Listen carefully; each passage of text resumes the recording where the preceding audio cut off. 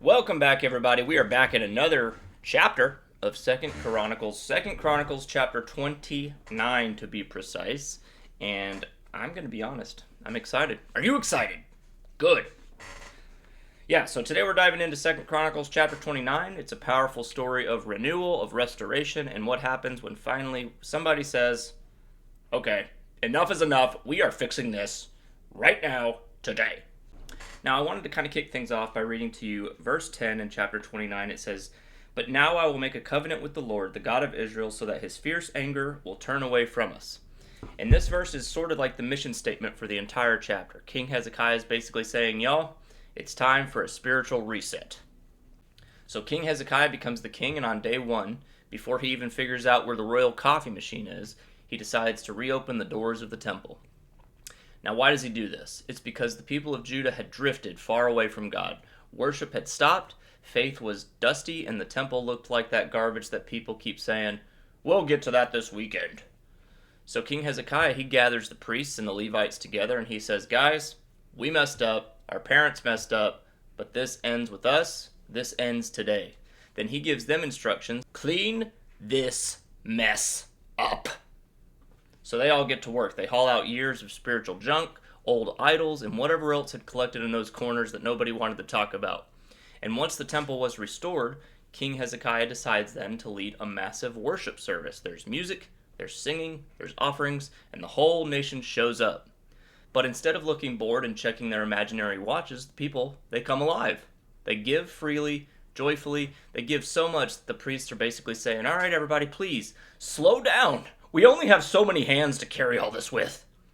And by the end of the chapter, the entire nation is moving toward God once again, and it's a spiritual revival.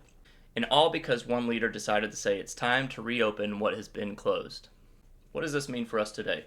Let's break it down. The first thing I believe is that real change starts with one decision to turn back to God. King Hezekiah, he wasn't waiting for perfect conditions. He didn't say, let me just get through this busy season first and then I'll get my life together. No, he made the decision and everything else flowed from it. And I just think that's something that we can pull from in our lives, because in our lives, renewal starts in sort of that same way. It's just a simple, honest decision to say, I'm coming back to God. The second thing is that renewal often begins by cleaning out what we've once ignored.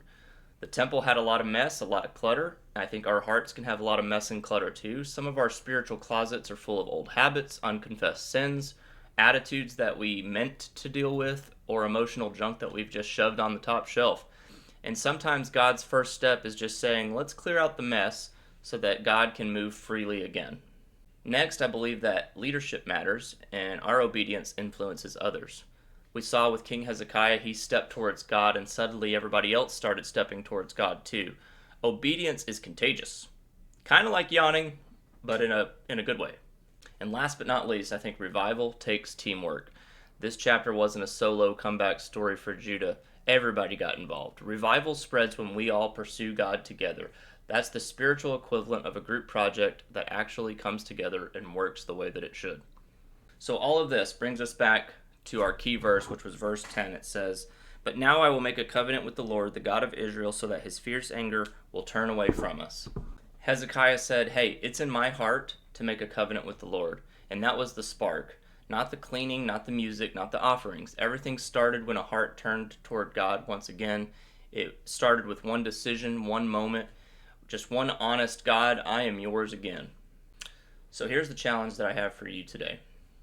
Ask yourself, what part of my life needs to be reopened to God? Is it our prayer life? Is it our worship? Is it a calling that we've muted in our lives? Is it a habit that we keep pretending is not that big of a deal? Just choose one area. Invite God back into that area and see what he can do. You could start with a simple prayer that just says, God, help me reopen every part of my life to you. Clean what needs to be cleaned, restore what's been neglected, and renew my heart. And that is chapter 29 in a nutshell. Thank you so much for watching. And remember, when you turn back to God, when you reopen what has been closed, and when you take that first step of faith, just know that won't he do it.